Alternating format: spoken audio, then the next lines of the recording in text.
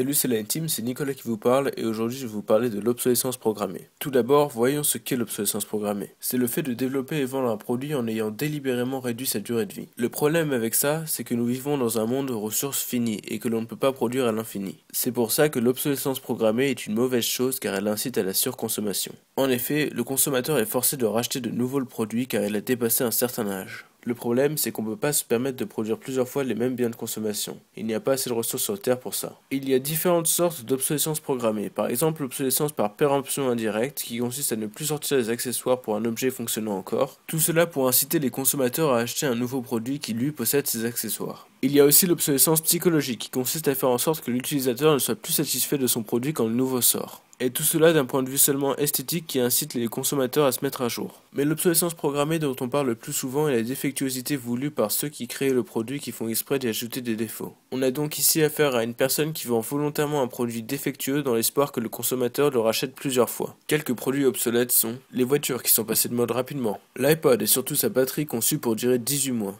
les imprimantes qui ont été pendant longtemps équipées de puces pour empêcher l'impression au-delà d'un certain nombre de feuilles imprimées, mais aussi d'autres produits électroniques comme l'iPhone dont le chargeur a changé pour forcer à racheter le nouvel iPhone, ou encore certains constructeurs de téléphones qui ont soudé leur batterie au téléphone pour que si la batterie tombe en panne, le téléphone ne puisse pas être réparé. Pour moi, le cas le plus choquant sont les DVD jetables qui deviennent illisibles au mieux en 48 heures. Je voulais terminer en expliquant pourquoi l'obsolescence programmée devrait disparaître. La raison principale est que l'obsolescence programmée incite à la surconsommation, mais aussi à se débarrasser d'objets qui pourraient encore fonctionner. Cela crée des montagnes de déchets que non contents de ne pas recycler, nous les pays du Nord envoyons dans des décharges dans les pays du Sud. Et tout cela résulte en un désastre environnemental et humain, car les populations pauvres brûlent les déchets pour récupérer les matières premières comme les métaux dans les déchets. En faisant ça, ils polluent encore plus la terre et l'air, mais surtout ils ruinent leur santé. Les entreprises qui utilisent l'obsolescence programmée puissent donc dans des ressources précieuses pour créer plus de déchets, polluer la planète et détruire la santé des populations pauvres.